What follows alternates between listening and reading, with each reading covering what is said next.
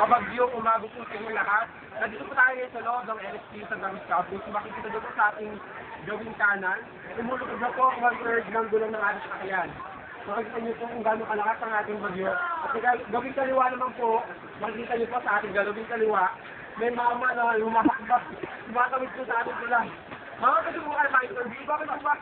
Ano po ba? Ang laki na kaya natin. Bakit po kasi hindi kayo nakadakbang? Ganyan po ang kahirap ang ating ngayon sitwasyon. Ilogin ka lang, may tumatakbo na po. Ay po, nagtatakbo sila. Ay, bumabalik bulat. Hindi po po tita. Paano po interview? Bakit po kayo tatakbuhan? Ay kasi lubog na po talaga. Hindi mo po planted na po.